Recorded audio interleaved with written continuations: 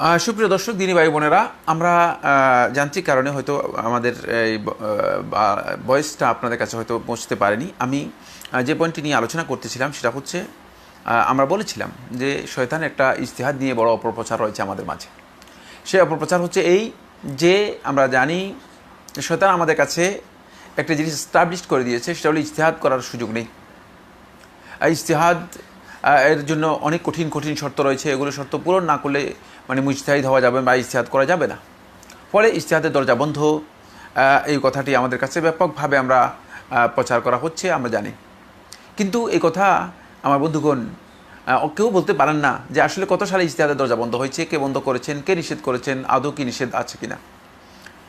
এর কারণ হচ্ছে একটাই, সেটা হলো এই যে প্রক্রিয়াটি, এইটি বিষয়টি, এটা শয়তানের অপপ্রচার আমাদের মাঝে। শয়তান এটাকে স্টাবলিশ করে মূলত ইজতিহাদ থেকে আমাদেরকে বিমুখ করেছে। ফলে আমরা দেখতে পাই আমরা শয়তানের এই বক্তব্যের সাথে আমরা নিজেদেরকে অনেকটা সম্পৃক্ত করে নিয়েছি। গত আলোচনায় আমি সেই কথাটি আপনাদের সামনে বলেছিলাম। আজকে যে পয়েন্টটি নিয়ে আমি কথা শুরু করছিলাম সেটি হচ্ছে, বন্ধুগণ, আমি মুজতাহিদ মুতলাক মানে যাদেরকে বলা হচ্ছে তাদের সম্পর্কে আলোচনা করছি না, কারণ মুজতাহিদ মুতলাক হচ্ছেন অনেক ঊর্ধ্বের বিষয়। মুজতাহিদ মুতলাক মানে যিনি ইজতিহাদের সকল প্রকার মানে জ্ঞান যার কাছে রয়েছে, আমরা এই বিষয়ে আলোচনা করতে চাই না। কিন্তু ইজতিহাদের মৌলিক বিষয়, বন্ধুগণ, ইজতিহাদ হচ্ছে প্রথমত দুই প্রকার। এক প্রকার ইজতিহাদ হচ্ছে আল ইজতিহাদ ফি নাওয়াজিল, যেটা আল ইজতিহাদ ফি নাওয়াজিল হচ্ছে যেই সমস্ত বিষয়গুলো আমাদের কাছে সমসাময়িক বিষয় হিসেবে আমাদের সামনে উপস্থিত হয়েছে, যেগুলো আমাদেরকে হুকুম জানতেই হবে, জানা ফরজে আইন। এই বিষয়গুলোর ইজতিহাদ করা জায়েজ নেই যদি কেউ বলে থাকেন, তিনি একেবারেই ভুল মাসআলা দিয়েছেন, এটি বিভ্রান্ত মাসআলা। ইজতিহাদ করা ফরজে আইন। সকল যুগে ওলামায়ে কেরামগণ, সকল মাযহাবের ওলামায়ে কেরামগণ এই ব্যাপারে ঐক্যমত সাব্যস্ত হয়েছে যে সকল যুগেই এই ইজতিহাদ অব্যাহত থাকবে।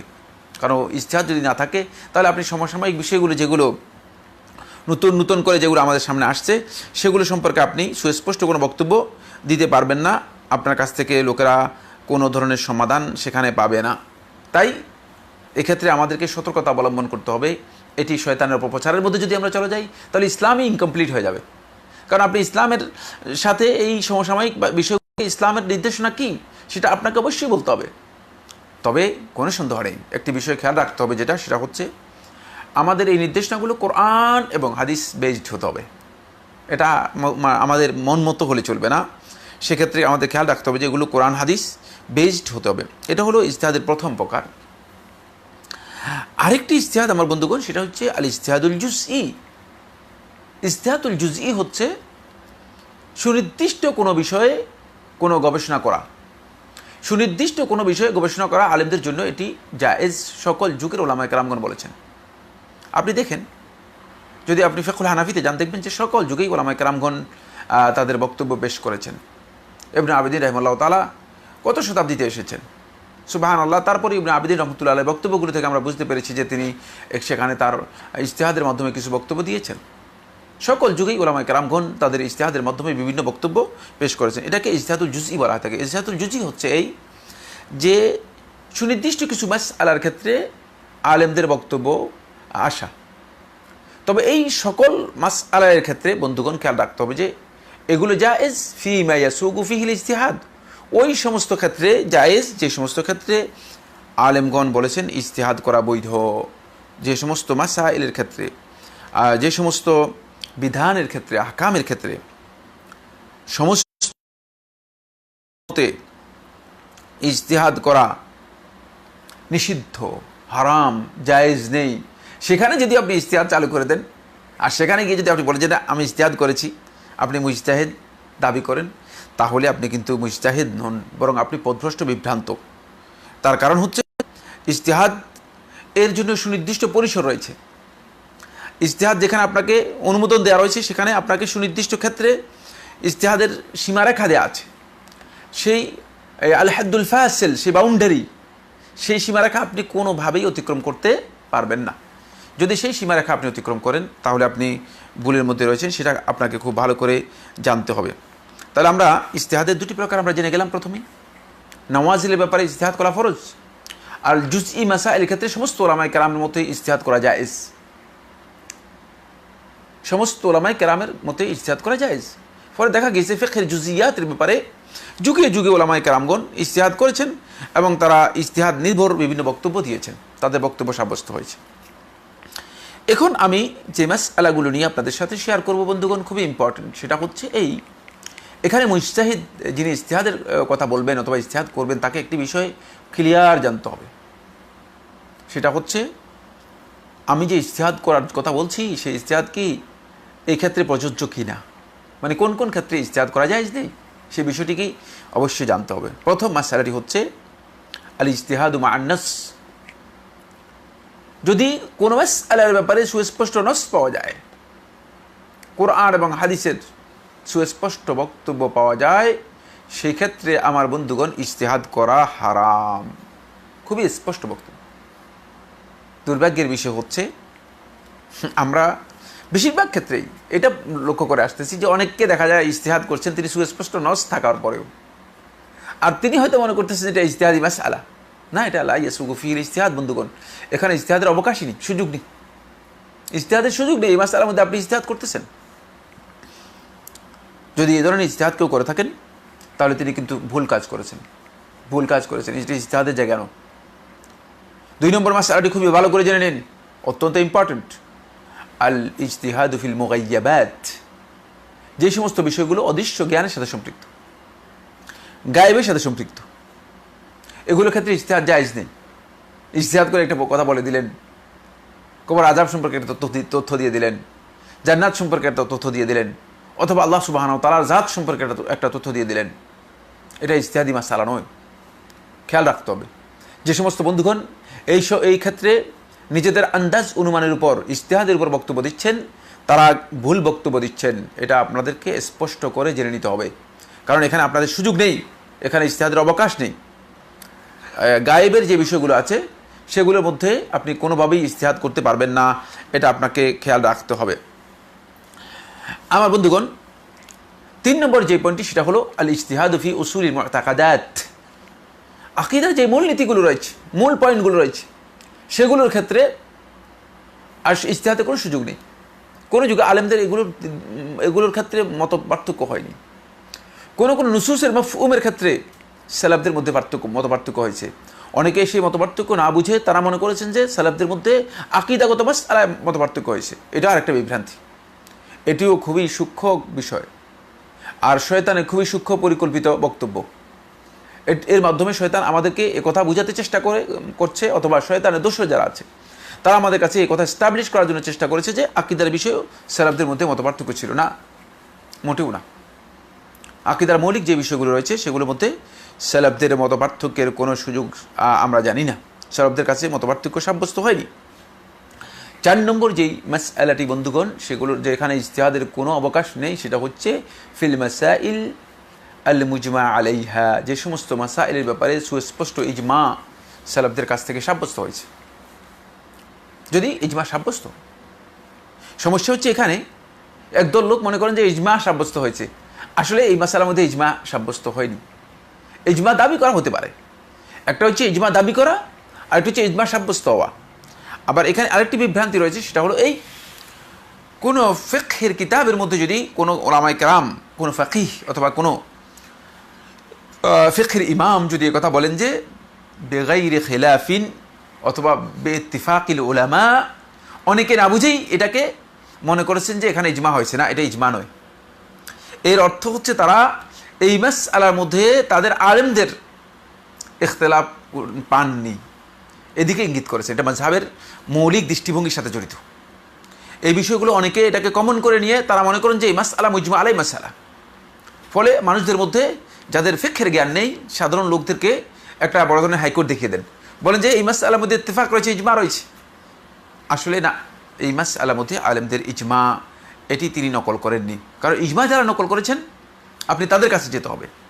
যারা ইজমায়ের ব্যাপারে বক্তব্য দিয়েছেন, ইবনে হাজম আন্দালুসি রাহমাতুল্লাহ আলাইহি ইজমায়ের উপর লিখেছেন, ইমাম ইবনে মুনজির রাহমাতুল্লাহ ইজমায়ের উপর লিখেছেন, শাইখুল ইসলাম ইবনে তাইমিয়া রাহমাতুল্লাহ ইজমায়ের উপর লিখেছেন, ইমাম আবু ইয়ালা আল মৌসিলি রাহমাতুল্লাহ ইজমায়ের উপর লিখেছেন।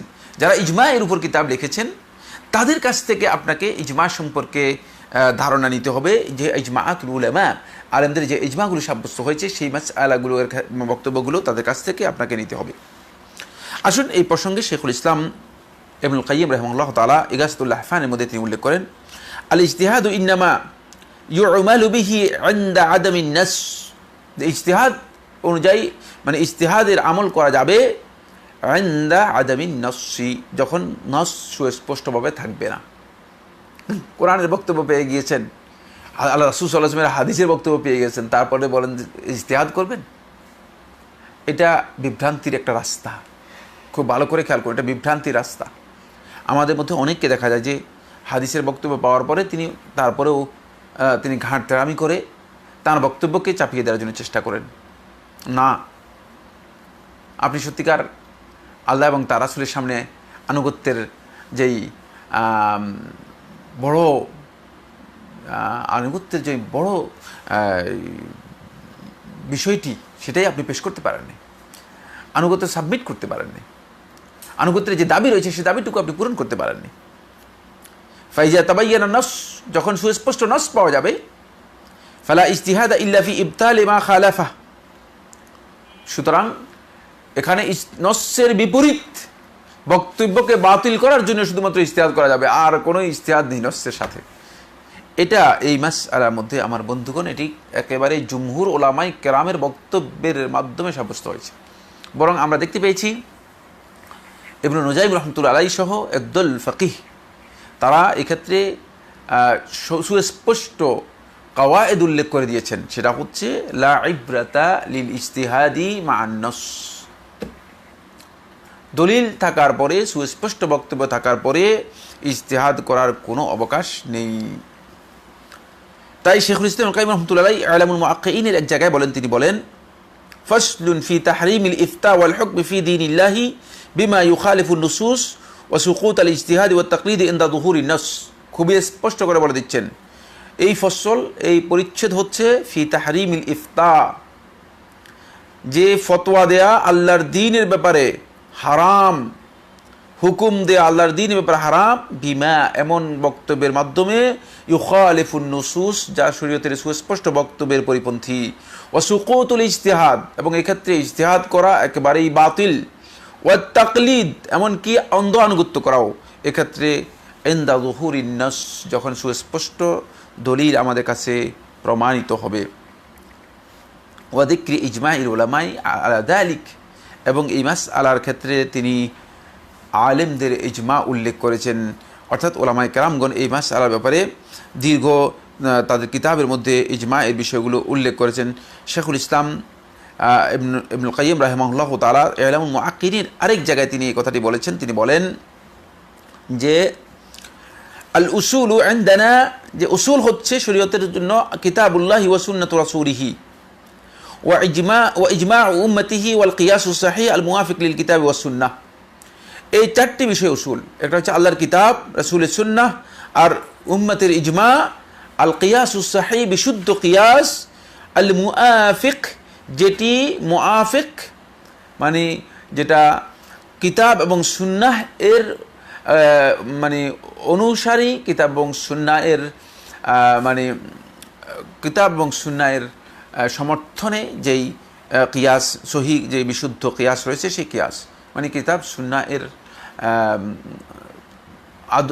অধীনেই যে কিয়াস হবে সেই কিয়াস। এই চারটি হচ্ছে উসুল। তারপরে তিনি বলেন, এরপরে তিনি বলেন ফাল হাদিসু আসলুন বিনাফসিহি, কিতাব যেভাবে, কোরআনে কারীম যেভাবে নিজে নিজেই একটা মূল আসল, হাদিসও ঠিক আসলুন বিনাফসিহি, এটি একটি আসল মূলনীতি। ওয়াল উসুল ফিল হাকিকাতি ইসনানে, বাস্তবে আমাদের কাছে উসুল হচ্ছে দুটি, লা সালিসা লাহুমা, এর জন্য তৃতীয় নেই। কালামুল্লাহি ওয়া কালামু রাসূলিহি, আল্লাহর কালাম এবং তার রাসূলের কালাম, আল্লাহর বক্তব্য এবং রাসূলের বক্তব্য, ওয়া মা আদাহুমা ফামারদুদুন ইলাইহিমা।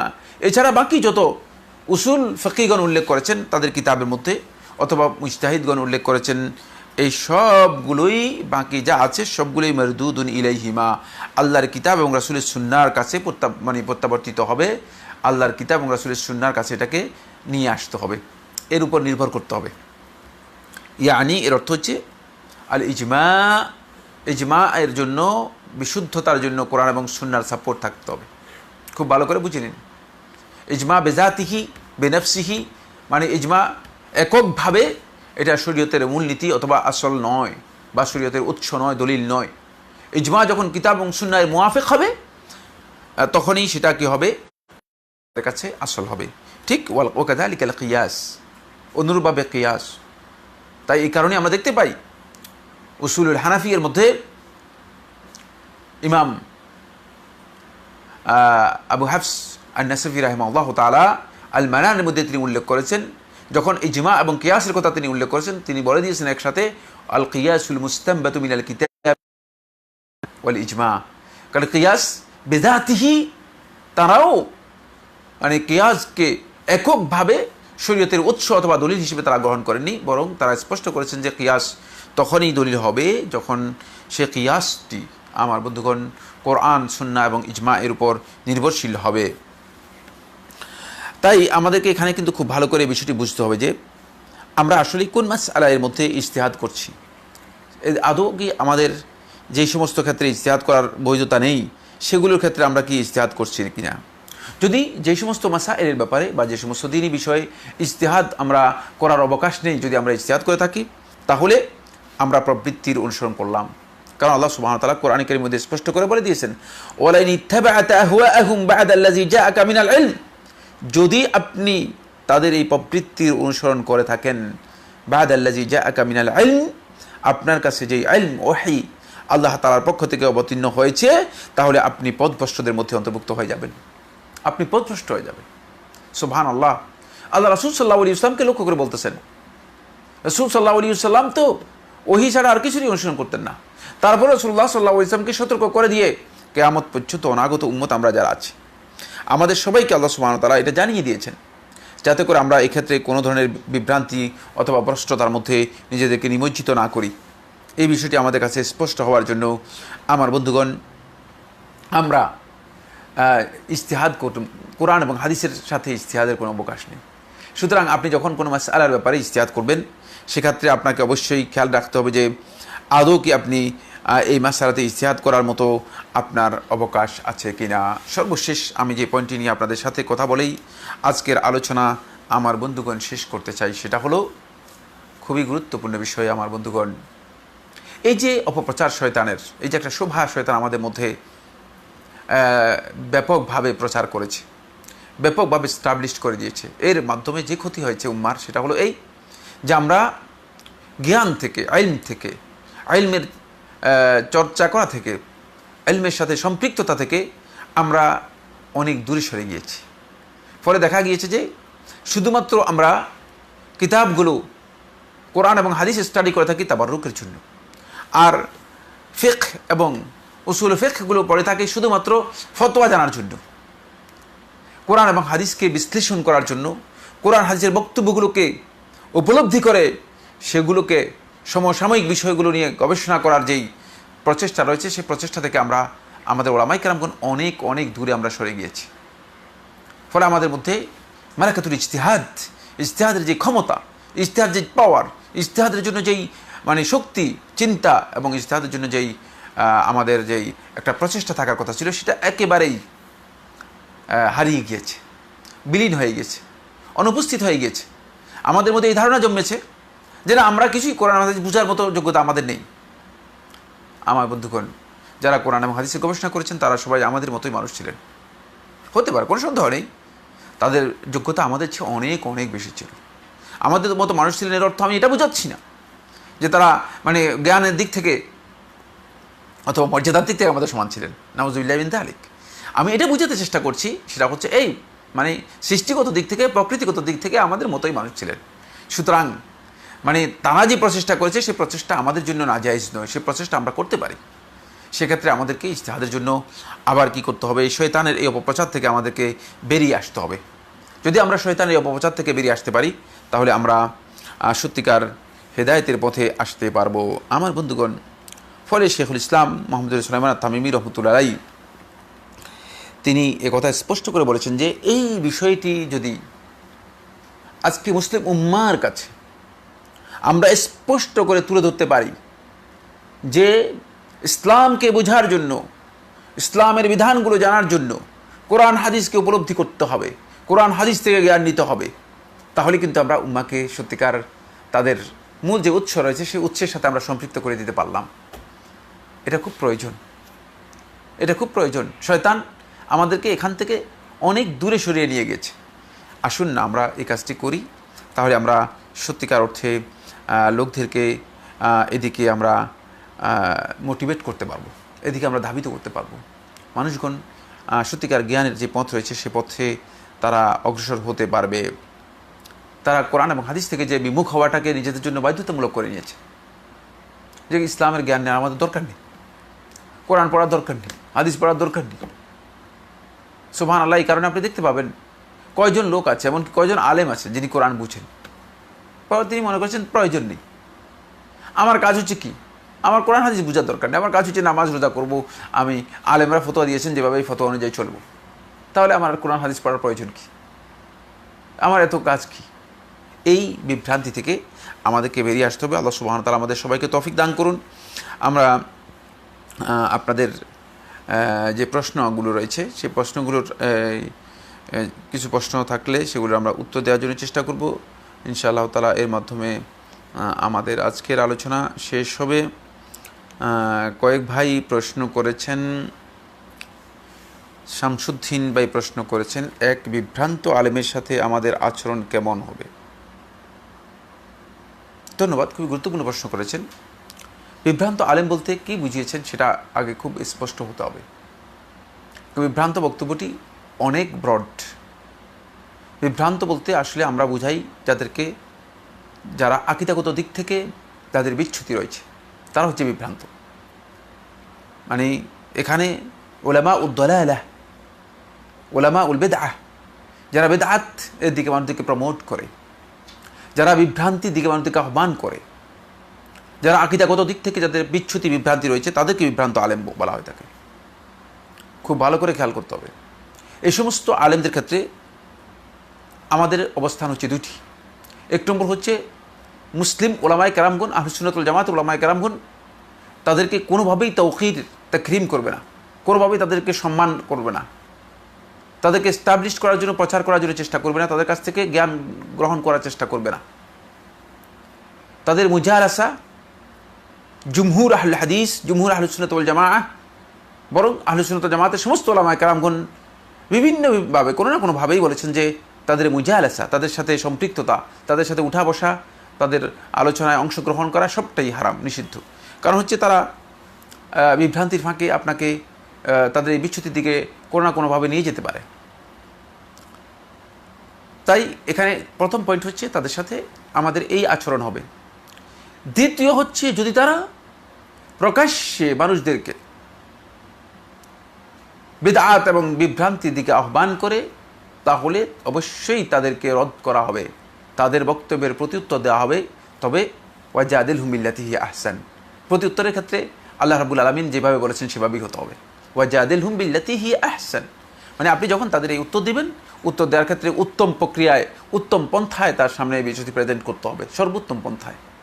বিল্লাতি হিয়া হাসান নয়, আল্লাহ তাআলা কিন্তু এই কথা বলেন না যে উত্তম পন্থায়, বিল্লাতি হিয়া আহসান মানে সর্বোত্তম পন্থা আমাকে খুঁজে বের করতে হবে। কারণ হচ্ছে মানে আমি তার এই প্রতি উত্তরের মাধ্যমে মানে এমন কোনো ফিতনা, এমন কোনো বিপর্যয় তৈরি করতে চাই না, বা এমন কোনো মানে বিপর্যয় আসা যেন না হয় মুসলমানদের মাঝে, যার মাধ্যমে ইসলাম কলুষিত হতে পারে, দিন কলুষিত হতে পারে, ইসলামের বক্তব্য কলুষিত হতে পারে। এক্ষেত্রে আমাদেরকে অবশ্যই সতর্কতা অবলম্বন করতে হবে। 2 নম্বর প্রশ্ন করেছেন, অনলাইনে অনেক অনেক সুন্দর সুন্দর গান গর্ব লেখা লিখেন, আবার ওনাদের অনেক বক্তব্য আছে, তারাই আবার দেখা যায় আলেমদের বিষয়ে বিভিন্ন মন্তব্য করেন যে কে সঠিক কে বেঠিক। সহিহ আকীদার অনেক ভাইরা এমন কাজ করেন, কি বলবেন? সহিহ আকীদার অনেক ভাইরা এমন কাজ করেন, কি বলবেন? আমি আপনার প্রশ্ন ভালো বুঝতে পারিনি, প্রথম কথা। দ্বিতীয় নম্বর কথা হচ্ছে মানে অনেকেই অনেক কথা লিখবেন, সারা পৃথিবীর সমস্ত দায়িত্ব নিজের মাথার উপর দেওয়ার কোনো প্রয়োজন নেই। সারা পৃথিবীর সমস্ত মানে বোঝা আপনার নিজের মাথার উপর টেনে আনবেন, আপনি কেন, আপনি কতটুকু বহন করতে পারবেন? আর 2 নম্বর হচ্ছে অনলাইনে আপনি যেটা বলছেন এটা হচ্ছে আসলে মানে ডাস্টবিন অথবা মানে এটা গার্বেজের ভাগাড়, গার্বেজে গিয়ে এখানে আপনি কি তালাশ করতেছেন? আপনি হক তালাশ করার জন্য আসবেন আহলুল হকদের কাছে, দিন যাদের কাছে আহলুল ইলমদের কাছে। সুবহানাল্লাহ। আপনি কোত্থেকে মানে আপনি অনলাইন থেকে মানে যারা সো কল্ড অনলাইনে লিখে, এদের অধিকাংশই পৃথিবীর কোথাও তাদের কোনো মূল্য নেই। তারা শুধুমাত্র অনলাইন মাস্টার, তারা শুধুমাত্র অনলাইন রাইটার, তারা শুধুমাত্র অনলাইন সম্পাদক। এদের কোথায় কার জ্ঞান মানে কার রয়েছে, পরিচয় রয়েছে? একটু ভালো করে আগে কোনো ব্যক্তির বক্তব্য নেওয়ার আগে, কোনো ব্যক্তির কথা নেওয়ার আগে জেনে নেবেন যে তার আসলে পরিচয় কী, তার কাছ থেকে আদৌ কি কিছু জানার আছে কি না, অথবা দুনিয়ার কোনো মসনদে তার কোনো স্থান আছে কি না, নাকি শুধুমাত্র অনলাইনে নিজেই নিজেকে মানে অনেক বড় মানে মুফতি হিসেবে মানে অনলাইন মুফতি হয়ে গেছে। ফেসবুক মুফতি, অনলাইন মুফতি, টুইটার মুফতি, তারপর ইউটিউব মুফতি, এগুলোর ভেরো আল্লাহ রাব্বুল আলামিনের কাছে কিচ্ছু নেই। এই সমস্ত লোকদের থেকে একটি অক্ষর নেওয়া জায়েজ নেই, খেয়াল রাখেন, খুব সতর্ক করে দিচ্ছি। যতক্ষণ পর্যন্ত আপনি স্পষ্টভাবে জানতে না পারবেন আদৌ তারা কোনো আহলুল ইলমের কাছ থেকে মুলাজামাতের মাধ্যমে ইলম গ্রহণ করেছে কিনা, তাদের সাথে সম্পৃক্ত হয়ে ইলম গ্রহণ করেছে কিনা। যদি কোনো আহলুল ইলমদের সাথে তাদের সম্পৃক্ততা না থাকে, তাহলে বুঝতে হবে যে তারা সত্যিকার অর্থে হেদায়েতের উপর প্রতিষ্ঠিত নয়। তাদের বক্তব্য একেবারেই মারদুদ, প্রত্যাখ্যাত। তাদের বক্তব্য আমার কাছে, আমি স্পষ্ট করে বলে দিচ্ছি, তাদের বক্তব্য আমার কাছে একেবারেই রাস্তার যে সমস্ত হকাররা আছে তাদের বক্তব্যের চেয়েও আরও নিকৃষ্ট। কারণ মাঝে মধ্যে অনেক হকারদেরকে দেখা যায় যে তারা যে বক্তব্য দিয়ে থাকে মনে হয় যেন বিশ্বের সর্বশ্রেষ্ঠ পণ্ডিত এসেছে। এত বড় পণ্ডিত কেন রাস্তায় দাঁড়িয়ে দাঁড়িয়ে হকারি করতেছে? কেন এত বড় পণ্ডিত আপনার এই ফেসবুকের মধ্যে তিনি লিখতে হচ্ছে? তার পৃথিবীর কোথাও কেন স্থান নেই? পৃথিবীর কোনো ইউনিভার্সিটিতে, পৃথিবীর কোনো মানে জ্ঞানের যে সমস্ত মাজামিয়া রয়েছে, জ্ঞানের যে সমস্ত কাউন্সিল, বড় বড় এটাকে কমপ্লেক্স রয়েছে, বড় বড় মানে জ্ঞানের বিশাল বিশাল যে সমস্ত মানে প্রতিষ্ঠান, অর্গানাইজেশন রয়েছে, সেগুলোতে তার অবস্থান নাই কেন? এটাই প্রমাণ করে যে আসলেই সে সত্যিকার অর্থে, আপনি হয়তো মনে করেছেন যে সে অনেক কিছু, আসলে কিচ্ছু না। এটাই প্রমাণ করে। খুব ভালো করে বুঝে নিন। ওয়াদুদ সিয়াম, আসসালামু আলাইকুম। ওয়ালাইকুম আসসালাম। প্রশ্ন করেছেন, কোনো ব্যক্তি নিজের বা অন্যের জন্মদিন পালন করে না, কিন্তু জন্মদিন উপলক্ষে কোনো উপহার আসলে কি সেই উপহার গ্রহণ বা ব্যবহার করতে পারবে? Note: online shopping website Daraz জন্মদিন উপলক্ষে কোনো প্রোডাক্টের উপর 10% ছাড় এর অফার দিয়েছে, ব্যবহার করা কি জায়েজ?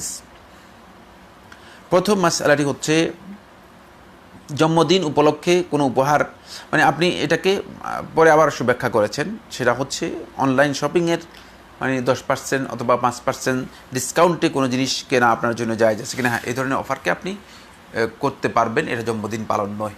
জন্মদিন পালন বলতে যেটা বোঝায় সেটা হচ্ছে একটা ফেস্টিভ্যালে পরিণত করা, এটাকে আনুষ্ঠানিকতায় পরিণত করা।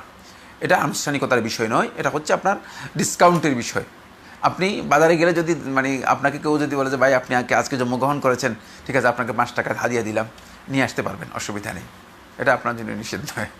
কিন্তু আপনি যদি বলেন যে আমার জন্মদিন ঘোষণা করে দিয়ে তারপরে সবাইকে দাওয়াত দেন, তারপরে হাদিয়া নেওয়ার জন্য বসে থাকেন, টেবিল চেয়ার নিয়ে বসেন যে আসেন আমাকে হাদিয়া দেন, তাহলে এটা হচ্ছে ফেস্টিভ্যাল, জন্মদিন পালন। এটা আপনার জন্য জায়েজ নেই, এটা ইসলামী শরিয়া দৃষ্টিভঙ্গিতে মোটেও গ্রহণযোগ্য নয়। দুইটার মধ্যে বিশাল পার্থক্য রয়েছে।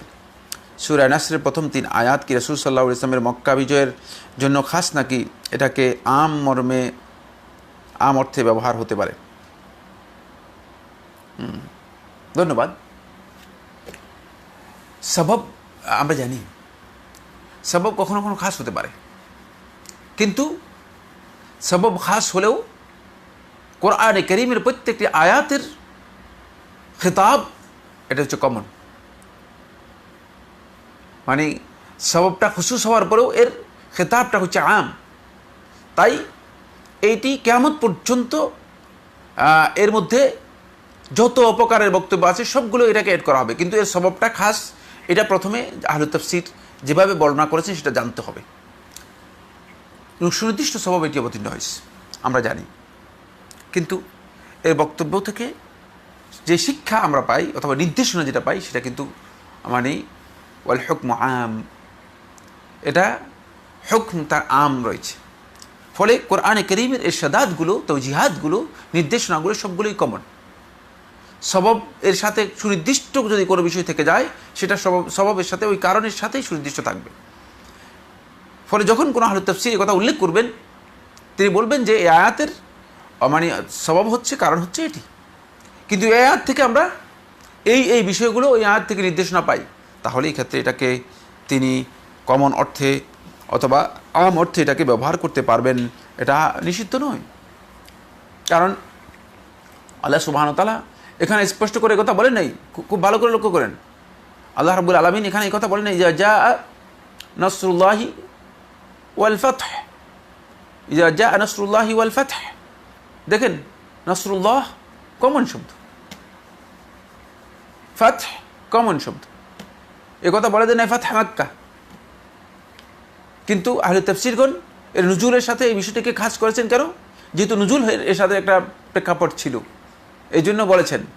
কিন্তু যখন আপনি এই আয়াতটাকে ওই সবব থেকে আলাদা করে এই আয়াতের কমন নির্দেশনাকে নিয়ে আসবেন, তখন আপনি দেখতে পাবেন যে এখান থেকে আরও গুরুত্বপূর্ণ কিয়ামত পর্যন্ত মানুষের জন্য অনেক শিক্ষা রয়ে গিয়েছে। এই জন্য আল্লাহ সুবহানাহু ওয়া তাআলার আয়াতগুলো মূলত কখনো কখনো হুকুমের দিক থেকে কমন নির্দেশনা বহন করে, সেগুলোকে কমন অর্থে ব্যবহার করা না জায়েজ নয়, জায়েজ রয়েছে, তবে সববের বিষয়টি আগে অবশ্যই উল্লেখ করতে হবে। তারেক বিন মালিক, আসসালামু আলাইকুম। ওয়ালাইকুম সালাম। কিছু লোক সালাফি আলেমদেরকে দরবারি আলেম বলে তুচ্ছ তাচ্ছিল্য করে। দরবারি আলেম কারা? সালাফি আলেমদেরকে তুচ্ছ তাচ্ছিল্য করে থাকে দরবারি আলেম বলে যারা ইখওয়ানি মানহাজের উপর প্রতিষ্ঠিত অথবা খারিজি মানহাজের উপর প্রতিষ্ঠিত। খারিজি মানহাজে যারা আছে তারা একেবারেই জাহিল, না জানার কারণেই তারা এই ধরনের বক্তব্য দিয়ে থাকেন, না জানার কারণেই তারা এই ধরনের বক্তব্য দিয়ে থাকেন। এই বিষয়গুলো সম্পর্কে তাদের সত্যিকার জ্ঞানের অভাব আছে। আমরা অত্যন্ত বিনয়ের সাথে তাদেরকে অনুরোধ করব, বিষয়গুলো জানে নেওয়ার জন্য চেষ্টা করুন। এখন খারিজিদের বক্তব্যকে বিভিন্ন ধারা থেকে প্রমোট করা হচ্ছে, খারিজি আকিদাকে বিভিন্ন দিক থেকে প্রমোট করার চেষ্টা করা হচ্ছে।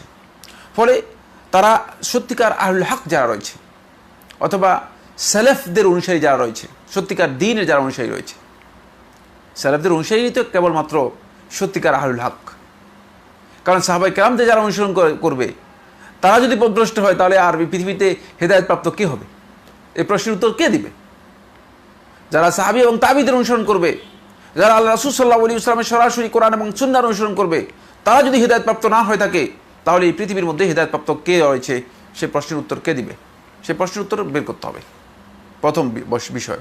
তাই এটা স্পষ্ট কথা যেটা, সেটা হচ্ছে এই, যারা এই ধরনের কাজ করে থাকেন, এটা একটা প্রপাগান্ডা, অপপ্রচার। এটি সাধারণ মানুষদেরকে যাতে করে আহলুল হক থেকে, সত্যিকার হাক্কানি আলেমদের থেকে তাদেরকে দূরে সরানো যায়। দরবারি আলেম তাদেরকে বলে এই বিভ্রান্তি ব্যাপকভাবে চতুর্দিকে প্রচার করা হচ্ছে, যাতে করে মানুষ সহি ইলম থেকে মাহরুম হয়ে যায়, বঞ্চিত হয়ে যায়। 2 নম্বর বন্ধুগণ যাদের কথা বলছিলাম, তারা হচ্ছে কিছু বন্ধু আছেন ইখওয়ানি মানহাজের। এই সমস্ত বন্ধুগণ এদের মৌলিক যে বিষয়টি, সেটা হচ্ছে অনেক তথ্য ইনফরমেশন তাদের কাছে নেই। হক এবং বাতিলের মধ্যে কিছু ইলতিবাস, কিছু সংমিশ্রণ হয়ে গিয়েছে। ফলে এই বন্ধুগণ তারা হক এবং বাতিলের মধ্যে পার্থক্য করতে পারতেছেন না। ফলে তারা এক বিশাল অন্ধকারের মধ্যে রয়েছে। অন্ধকারের মধ্যে এক পর্যায়ে গিয়ে যারা সত্যিকার আহলুল হক রয়েছে তাদেরকে তারা গালিগালাজ শুরু করে দেন এ ধরনের বক্তব্যের মাধ্যমে। যুগে যুগে আহলুল হকদেরকে বিভিন্ন ট্যাগ লাগানো হয়েছে, বিভিন্ন তোকমা দেওয়া হয়েছে, বিভিন্ন ধরনের লকব দেওয়া হয়েছে। সুবহানাল্লাহ, রাসূলুল্লাহ সাল্লাল্লাহু আলাইহি ওয়াসাল্লাম কত লকব দিয়েছেন, আপনাদের সামনে বলবো? সময় নেই, প্রয়োজনও নেই, আপনারা সবাই জানেন। সুতরাং আল্লাহ রাসূল সাল্লাল্লাহু আলাইহি ওয়াসাল্লামকে যারা তোকমা দিয়েছে, আল্লাহ রাসূল সাল্লাল্লাহু আলাইহি ওয়াসাল্লামকে যারা অপবাদ দিয়েছে, তারা সত্যিকার আহলুল হকদেরকে দরবারি আলেম বলাটা কোনো কিছুই না। কিন্তু আদৌ তাদের কোনো এক ব্যক্তিকে এটাকে প্রমাণ করতে পারবে?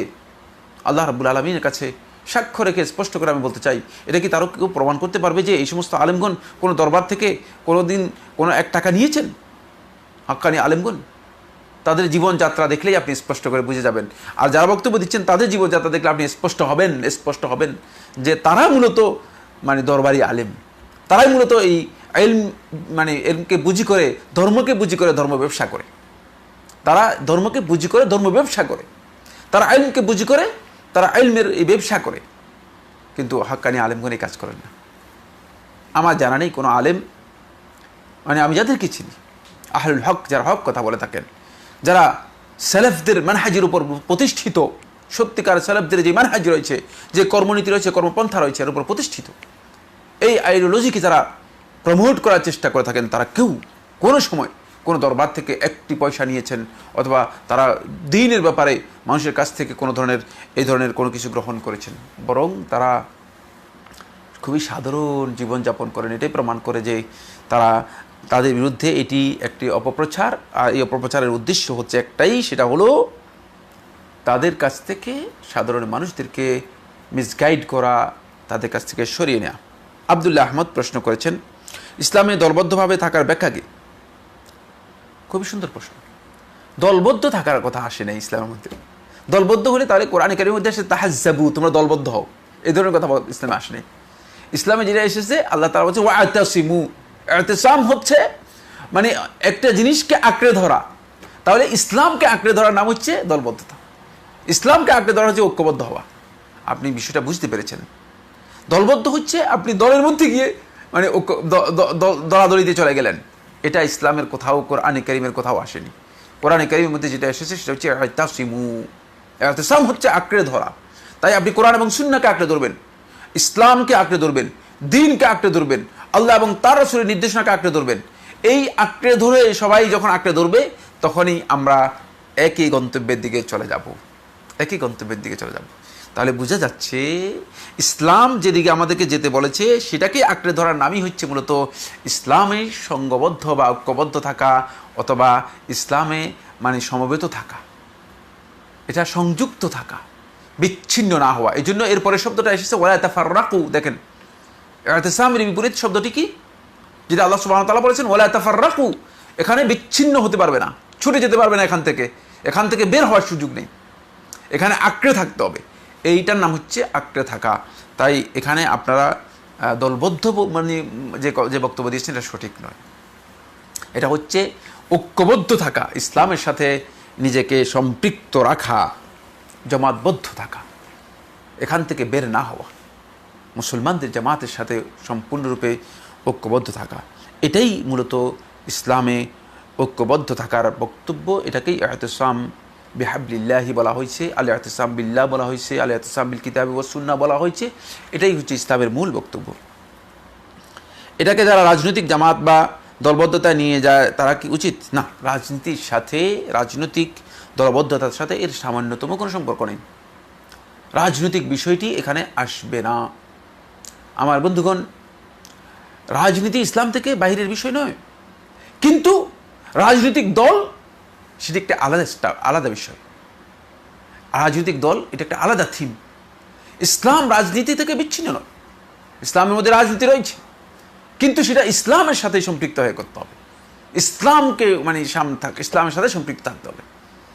তাই যদি মানে আপনি যে বলেছেন রাজনৈতিক দলবদ্ধতার বিষয়টিকে এর সাথে নিয়ে আসা হয় থাকে, তাহলে এটা দলাদলির নাম, এটা ইসলামের সাথে এর সামান্যতম কোনো সম্পর্ক নেই। একটি প্রশ্ন করেছেন, ইকামতে দ্বীনের শর্ত কি? ইকামতে দ্বীনের শর্ত, এটি দীর্ঘ একটি আলোচ্য বিষয়। ইকামতে দ্বীনের উপর বিস্তারিত যে বইগুলো লেখা হয়েছে সেগুলো থেকে জেনে নেওয়ার জন্য চেষ্টা করুন। ইকামতে দ্বীনের মৌলিক শর্ত হচ্ছে দ্বীন সম্পর্কে আপনাকে জানতে হবে, তারপরে দ্বীন আপনি পরিপূর্ণরূপে পালন করতে হবে, তারপরে দ্বীনের দিকে মানুষদেরকে দাওয়াত দিতে হবে, তারপরে এই দাওয়াতের জন্য আপনার সর্বোচ্চ প্রচেষ্টা করার নাম হচ্ছে ইকামতে দ্বীন। খুবই সহজ কথা। দ্বীনের দিকে আপনি দাওয়াত দিতে হবে। এখন আপনি আগে দ্বীন জানেন কিনা, দ্বীন সম্পর্কে আপনার জানা আছে কিনা? যদি দ্বীন সম্পর্কে জানা না থাকে, তাহলে আপনি ইকামতে দ্বীন আর বিষয়টি আপনার কাছে খুবই মানে জটিল বিষয় হয়ে যাবে। এই জন্য প্রথমে দ্বীন সম্পর্কে জানুন, তাহলে আপনি এই বিষয়টি আপনার কাছে স্পষ্ট হবে। এর জন্য কি সংগঠন বা দল করতে হবে? না, এর জন্য কোনো সংগঠন দল করার বিষয় নেই, প্রশ্ন বাধ্যতামূলক বিষয় নয়। কিন্তু দাওয়াতকে প্রমোট করার জন্য, জিহাদ ফি সাবিলিল্লাহকে প্রমোট করার জন্য যদি কেউ কোনো প্রতিষ্ঠান এই উদ্দেশ্যে করে দাওয়াতকে প্রমোট করার জন্য, তাহলে এটা হারাম বা নিষিদ্ধ নয়।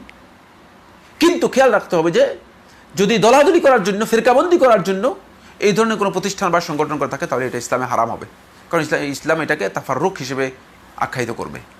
এটি একটি দীর্ঘ আলোচনা রয়েছে, এ বিষয়ে আমরা আমাদের আলোচনার মধ্যে বারবার বলেছি। আপনারা হয়তো পেছনের আলোচনাগুলো যখন শুনবেন আপনাদের কাছে এই বিষয়টি স্পষ্ট হবে।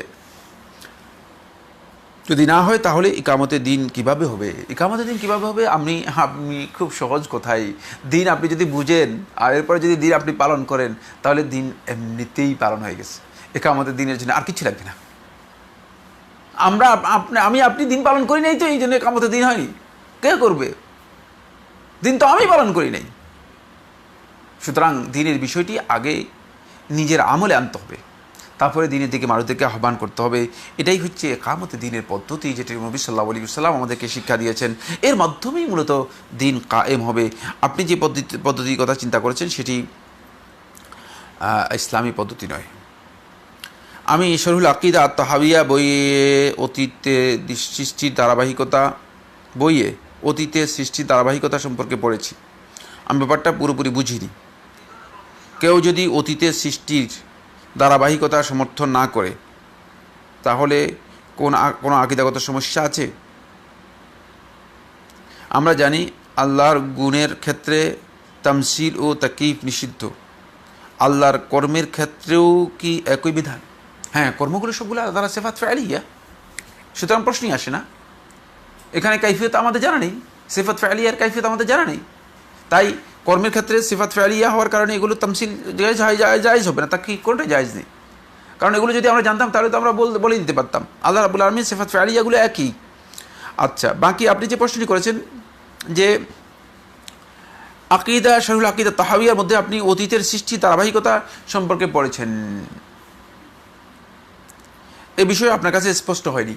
যে বিষয়ে আপনি বুঝতে পারেননি সে বিষয়ে আপনার আকিদা পোষণ করার প্রয়োজন নেই। যদি আপনার বুঝার বাহিরি ফৌকা তাকাতি আর নাস, যখন মানুষের যে ক্ষমতা আছে, সামর্থ্য আছে, সামর্থ্যের বাইরে যদি চলে যায়, সে উপরে চলে যায়, তাহলে তার জন্য এই বিষয় নিয়ে আর চেষ্টা করা দরকার নেই। এই বিষয়টি আপনার জন্য বাধ্যতামূলক নয়।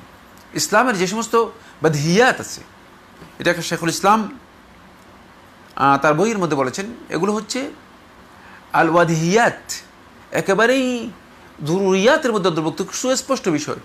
এগুলোও যদি কোনো ব্যক্তি বিশ্বাস করে তার যথেষ্ট, তিনি এই সূক্ষ্ম বিষয়গুলো নিয়ে গবেষণা তার করার প্রয়োজন নেই। আর যে মাসআলাটি আপনি আলোচনা করেছেন এটি ইজতিহাদি মাসআলা, এটা ইজতিহাদি মাসআলা। সুতরাং এই ইজতিহাদি মাসআলার মধ্যে আমি মনে করে থাকি যে আপনার এত বিষয়ে মাথা ঘামানোর কোনো প্রয়োজন নেই।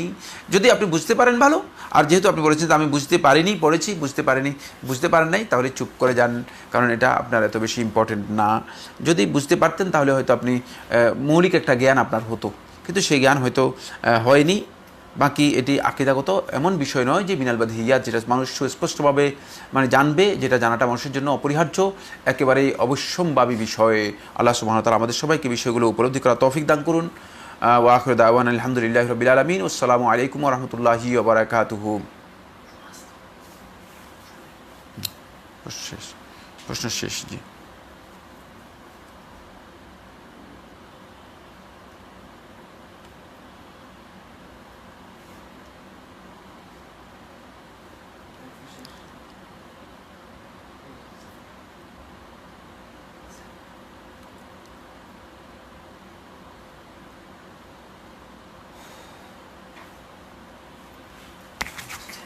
হ্যাঁ, প্রশ্ন, হ্যাঁ, আরও কয়েকটা প্রশ্ন আসছে। সুপ্রিয় দর্শক, দিনী ভাই বোনেরা, আমাদের আরও কয়েকটা প্রশ্ন রয়ে গিয়েছে, আমরা দুঃখিত, আমরা প্রশ্নগুলো পরে পেয়েছি। আপনাদের সেই প্রশ্নগুলোর উত্তর দিয়ে আমরা শেষ করবো ইনশাআল্লাহ তাআলা। প্রশ্ন করেছেন ইলমা মুক্তা, রাতে এশার নামাজের পর বিতির নামাজ পড়ে ঘুমিয়ে পড়ার পর যদি মাঝরাতে ঘুম ভেঙে যায় তাহলে কি আমি তখন তাহাজ্জুদ নামাজ পড়তে পারবো? অবশ্যই। আপনি ঘুম থেকে যখন জেগে যাবেন তখন আপনি উঠেই প্রথম আল্লাহ জিকির করবেন, খুবই গুরুত্বপূর্ণ মাসআলা। প্রথমে আল্লাহ জিকির করবেন, তারপরে উজু করবেন, তারপরে 2 রাকাত নফল নামাজ পড়বেন।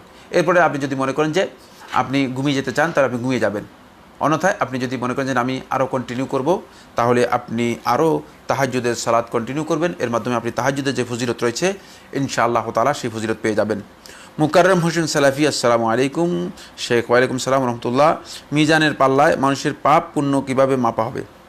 কীভাবে মাপা হবে আল্লাহ সুবহানাহু ওয়া তাআলা সবচেয়ে ভালো জানেন।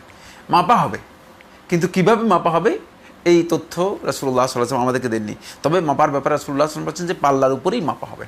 এ ব্যাপারে সুস্পষ্ট হাদিস সাব্যস্ত হয়েছে। তাই যে সমস্ত ব্যক্তিগণ বলেছেন যে পাল্লা আর হবে না, তারা পথভ্রষ্ট, বিভ্রান্ত। এই মর্মে রাসূলুল্লাহ সাল্লাল্লাহু আলাইহি ওয়াসাল্লামের সুস্পষ্ট সহিহ হাদিস সাব্যস্ত হয়েছে, পাল্লার উপরেই মাপা হবে। সেই মাপার প্রক্রিয়াটা কীভাবে হবে সেটা আমরা জানি না, আল্লাহ সুবহানাহু ওয়া তাআলা ভালো জানেন। যার নেকির পাল্লা ভারী হবে সে কি সরাসরি জান্নাতে চলে যাবে, অথবা যার পাপের পাল্লা ভারী হবে সে কত সময় জাহান্নামে থাকবে? মিজান ফুলসিরাত সম্পর্কে আলোচনা অনলাইনে কম কেন? আপনার প্রশ্ন তো অনেক বড় হয়ে গেছে, লার্জ হয়ে গেছে। এত লার্জ প্রশ্নে আমরা উত্তর দিতে পারবো না। প্রথম কথা হচ্ছে, যার পাল্লা ভারী হবে আর যার পাল্লা হালকা হবে সাথে সাথে জান্নাতে চলে যাবে না, এটা আল্লাহ তাআলার হিকমতের মধ্যে অন্তর্ভুক্ত। সমস্ত আমলগুলো তো সব লিপিবদ্ধ করা, আমল নামাও লিপিবদ্ধ করা, ওই ব্যক্তির সব কিছু লিপিবদ্ধ করা। ব্যক্তিকে ওজন দিলেও সেখানে তার আমল নামার বুঝে যাবে, আর আমল নামা ওজন দিলেও তার আমল নামার বিষয়টি বুঝে যাবে। কিন্তু এটা আল্লাহ সুবহানাহু ওয়া তাআলার হিকমত হচ্ছে এই যে আল্লাহ তাআলা মানুষদের কাছে এস্টাবলিশ করবেন ইনসাফকে। যেহেতু কিয়ামতের দিন আল্লাহ সুবহানাহু ওয়া তাআলা একেবারে যারা পরিমাণ আল্লাহর বান্দাদের উপর জুলুম করবেন না, এই জন্য এই পাল্লা, যাতে করে সে বুঝতে পারে যে আজকের এই দিনে আমার আল্লাহ রাব্বুল আলামিন আমার উপরে সামান্যতম জুলুম করেনি, বরং আমি জালেম, আমি আমার উপরে জুলুম করেছি। এই জন্য নসিহত কোনো প্রয়োজন নেই, এটা আল্লাহ তাআলার কাছে কোনো প্রয়োজন নেই, কারণ তাদের আমলনামা যখনই দেখানো হবে তখনই তো স্পষ্ট হয়ে যাচ্ছে। সাথে সাথে জান্নাত দিয়ে দেওয়া হবে না, এর জন্য জান্নাতের প্রক্রিয়া আরও অনেক দীর্ঘ রয়েছে। এটা শুধুমাত্র আমলনামাগুলো ওজন করে তার সামনে তার বিষয়গুলোকে, এটা এক প্রকারের রাসূলুল হুদা সাল্লাল্লাহু আলাইহি ওয়াসাল্লাম বলেছেন এটা বান্দাদের জন্য এক প্রকারের শাস্তির মতো। এটা মেন্টাল একটা বড় ধরনের চাপ, যে চাপের উপর সে সেদিন কঠিন অবস্থা হবে, কঠিন অবস্থা। আল্লাহ রাসূল সাল্লাল্লাহু আলাইহি ওয়াসাল্লাম বলেছে এই অবস্থায় মানুষগুলো এমন হবে যে তাদের স্বাভাবিক হুঁশও থাকবে না, মানুষ নিজেকে বুঝার মতো অবস্থা থাকবে না, এই ধরনের একটা অবস্থা হবে। তাদের ব্যাপারে আল্লাহ সুবহানাহু ওয়া তাআলা এরপরে আল্লাহ রাব্বুল আলামিন ফয়সালা করবেন জান্নাত জাহান্নামের বিষয়টি। জান্নাত জাহান্নাম আমার বন্ধুগণ এটা আল্লাহ তাআলার ফয়সালার মধ্যে অন্তর্ভুক্ত এবং মেহেরবানির মধ্যে অন্তর্ভুক্ত। এটা বিফদলিল্লাহি ওয়া রাহমাতিহি, আল্লাহ তাআলার অনুগ্রহ এবং রহমতের উপর নির্ভরশীল। এটা এই পাল্লার উপর নির্ভরশীল না। এই পাল্লা আল্লাহ রাব্বুল আলামিন বান্দাদেরকে শুধুমাত্র তাদের আমলগুলো দেখানোর জন্য এইভাবে ওজন করবেন। মিজান ফুলসিরাত সম্পর্কে আলোচনা অনলাইনে কম কেন? কমের কারণ হচ্ছে এই বিষয়টি অত্যন্ত জটিল। এই বিষয় সম্পর্কে আলোচনা রয়েছে, হয়তো অনেকেই কম আলোচনা করেন যেহেতু এই বিষয়গুলো অনেকের কাছে তথ্য সমৃদ্ধ নয়, কিন্তু এই বিষয়ে আলোচনা আছে, নাই কথা এই বক্তব্য সঠিক নয়। মিজান এবং ফুলসিরাতের উপর অনেক আলোচনা আছে, আপনি বের করে নিতে পারবেন। তবে কোনো সন্দেহ নেই এই বিষয়গুলো সম্পর্কে রাসূলুল্লাহ সাল্লাল্লাহু আলাইহি ওয়াসাল্লাম অনেক বেশি তথ্য দেননি।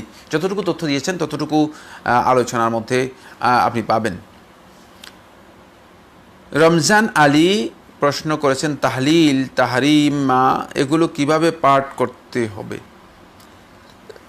সারাদিন বললে এগুলো কি জিকির হয়ে যাবে? তাহলিল আল্লাহু আকবার, লা ইলাহা ইল্লাল্লাহ। তাহরিমা নয়, এটা হলো তাকবীর। আসলে তাহরিমা বলা হয় না এটাকে, এটা হচ্ছে তাকবীর, আল্লাহু আকবার। এগুলো আপনি যে কোনো সময় পড়তে পারেন, হাঁটতে, বসতে, উঠতে, আল্লাযীনা ইয়াযকুরুনা আল্লাহা কিয়ামান ওয়া কুউদান ওয়া আলা জুনুবিহিম ইয়াতাফাক্কারুনা ফি খালকিস সামাওয়াতি ওয়াল আরদি। দাঁড়ায়, বসে, শুয়ে, সর্বাবস্থায় আপনি এই জিকিরগুলো করতে পারবেন এবং সারাক্ষণ করতে পারবেন। এর জন্য কোনো লিমিটেশন নেই, এর জন্য কোনো সংখ্যা নেই, এর জন্য কোনো হাইয়াত নেই, কোনো সুনির্দিষ্ট সিফাত বা বৈশিষ্ট্য নেই যে এভাবে করতে হবে বা এত সংখ্যা করতে হবে। মাকসুদ আলম, আসসালামু আলাইকুম। ওয়ালাইকুম সালাম। রাতে সূরা মুলক পড়ার ফজিলত কি যদি বলতেন? হ্যাঁ, সূরাতুল মুলক পড়ার ফজিলত রয়েছে, সহিহ হাদিস দ্বারা সাব্যস্ত হয়েছে। রাতে সূরাতুল মুলক যদি কেউ নিয়মিত পড়েন রাসূলুল্লাহ সাল্লাল্লাহু আলাইহি ওয়াসাল্লাম একটি হাদিসের মধ্যে বলেছেন যে তাকে কবরের আযাব অথবা কবরের ফিতনা থেকে তাকে মুক্তি দেওয়া হবে। এই মর্মে যে বর্ণনাটি রয়েছে শেখ মোহাম্মদ নাসিরুদ্দিন আলবনী রহমাতুল্লাহ এটাকে সহিহ বলেছেন। সুতরাং কেউ যদি সূরা মুলক নিয়মিত পড়েন তাহলে এটি তার জন্য মানে আতুন মিন ফিতনাতিল কবর, কবরের ফিতনা থেকে তাকে বিরত রাখবে, তাকে দূরে রাখবে এবং সে সেখান থেকে পরিত্রাণ লাভ করতে পারবে, মুক্তি পাবে। রাকিব বিন খায়ের প্রশ্ন করেছেন, শেখ নবীজি উম্মি ছিলেন, বিষয়টি অর্থ কি বিস্তারিত বলুন। উম্মি শব্দের অর্থ খুবই স্পষ্ট। নবী সাল্লাল্লাহু আলাইহি ওয়াসাল্লাম কোনো একাডেমিক জ্ঞান অর্জন করেননি। এটি বোঝানোর জন্য জুমহুর আহলে তাফসীরগণ বলেছেন যে এখানে এই অর্থ ব্যবহার করা হয়েছে। এখানে অনেক বিস্তারিত বক্তব্য রয়েছে, কিন্তু নবী সাল্লাল্লাহু আলাইহি ওয়াসাল্লাম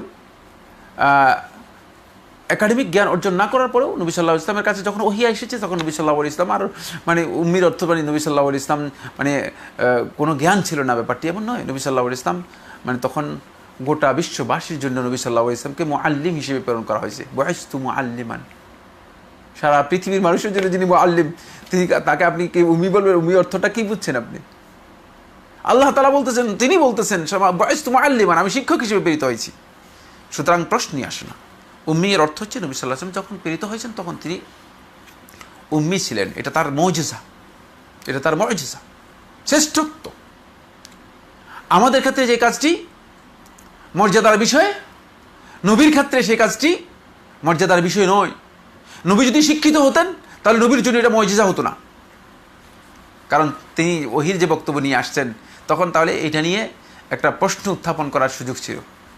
নবী সাল্লাল্লাহু আলাইহি ওয়াসাল্লামের কামাল হচ্ছে, পরিপূর্ণতা হচ্ছে সেখানে যে নবী সাল্লাল্লাহু আলাইহি ওয়াসাল্লাম একটি অক্ষর দুনিয়ার কোনো মানুষের কাছ থেকে জ্ঞান নেননি, কিন্তু নবী সাল্লাল্লাহু আলাইহি ওয়াসাল্লাম গোটা বিশ্ববাসীকে জ্ঞান দিয়ে গেছেন এবং কিয়ামত পর্যন্ত বিশ্ববাসী তার জ্ঞানের কাছে একেবারেই ধারস্থ হয়ে থাকবে। বিশ্ববাসীর জন্য তিনি শিক্ষক। তাই এটাই হচ্ছে, তিনি একাডেমিক জ্ঞান অর্জন করেননি।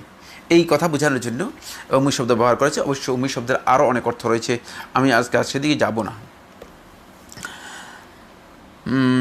প্রশ্ন করেছেন ফাহিমা আক্তার, প্রিয়র অবস্থায় সূরা মুলক মুখস্থ পড়া যাবে কি নাকি? হ্যাঁ, একদল ওলামায়ে কেরাম বলেছেন এই অবস্থায় সূরাতুল মুলক আপনি মুখস্থ পড়তে পারবেন, তবে এই মাসালার মধ্যে আলাদা দ্বিমত আছে। জুমহুর ওলামায়ে কেরাম বলেছেন যে না, এই অবস্থায় আপনি সূরাতুল মুলক পড়বেন না। আর এই বক্তব্যটি খুবই শক্তিশালী, খুবই শক্তিশালী, দলিলের দিক থেকে খুবই শক্তিশালী। কারণ আপনার এই কাজটা হচ্ছে মুস্তাহাব, আর রাসূলুল্লাহ সাল্লাল্লাহু আলাইহি ওয়াসাল্লামের নিষেধাজ্ঞার যদি সেটা প্রমাণিত হয় তাহলে এটা আপনার জন্য হারাম হয়ে যেতে পারে। তাই এই ক্ষেত্রে আপনি সতর্কতা অবলম্বন করে এই অবস্থায় পড়বেন না। এই অবস্থা আপনি না পড়াটাই উত্তম। এই অবস্থা আপনি অন্য আজকারগুলো করেন, কোরআনে কারীম আল্লাহর কালাম তেলাওয়াত থেকে আপনি একটু বিরত থাকুন। কোরআনে কারীমের যে সমস্ত দোয়াগুলো আছে সেগুলো পড়তে পারবেন, সেই দোয়াগুলো দোয়া হিসেবে পড়তে পারবেন, তেলাওয়াত হিসেবে নয়। রমাজান আলী, লা হাওলা ওয়ালা কুওয়াতা ইল্লা বিল্লাহ, সুবহানা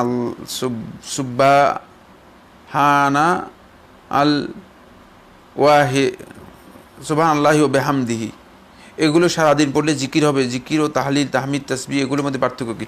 একই প্রশ্ন বন্ধুগণ। সেটা হচ্ছে এগুলো সবই লা হাওলা ওয়ালা কুওয়াতা ইল্লা বিল্লাহ, জিকির, সুবহানাল্লাহি ওয়া বিহামদিহি, এটা জিকির। এগুলো সারাদিন পড়লে জিকির হবে, এগুলো সবগুলোই জিকির, এগুলোর মধ্যে তেমন কোনো পার্থক্য নেই। তবে জিকিরগুলোর এক একটার মান রয়েছে, কোনোটা তাসবিহ, কোনোটা তাহলিল, কোনোটার ফজিলত আলাদা আলাদা ফজিলত রয়েছে, হাদিস যারা সাব্যস্ত হয়েছে সেই ফজিলতের আলোকে এগুলো পড়তে পারেন। তবে তাসবিহ এবং তাহমিদ আর তাহলিল আর জিকির কমন অর্থে সবগুলোই জিকিরের মধ্যে অন্তর্ভুক্ত, কমন অর্থে সবগুলো জিকিরের মধ্যে অন্তর্ভুক্ত, কোনো সন্দেহ নেই। নূর নবী জহির প্রশ্ন করেছেন বেতের সালাত বাসাতে জামাতে পড়া যাবে কিনা? হ্যাঁ, বাসাতে বেতের সালাত জামাতে আদায় করতে পারবেন। তবে শেখ মোহাম্মদ সাল্লাল্লাহু আলাইহি ওয়াসাল্লাম তার ফতোয়ার মধ্যে বলেছেন এবং নিয়মিত করার বিষয়টি ইমাম আহমদ বিন হাম্বল রাহমাতুল্লাহ থেকে বর্ণিত হয়েছে যে এটি সুন্নাহ পরিপন্থী। এক্ষেত্রে নিয়মিত করবেন না, তিনি মাঝে মধ্যে জামাতে আদায় করতে পারেন, মাঝে মধ্যে জামাতে আদায় করতে পারেন। নিয়মিত বিধান হিসেবে জামাতে আদায় করা নবী সাল্লাল্লাহু আলাইহি ওয়াসাল্লাম অথবা সালাফদের আমল দ্বারা সাব্যস্ত হয়নি। আল্লাহ সুবহানাহু ওয়া তাআলা আমাদের সবাইকে বিষয়গুলো বোঝার তৌফিক দান করুন। আসসালামু আলাইকুম ওয়া রাহমাতুল্লাহি ওয়া বারাকাতুহু।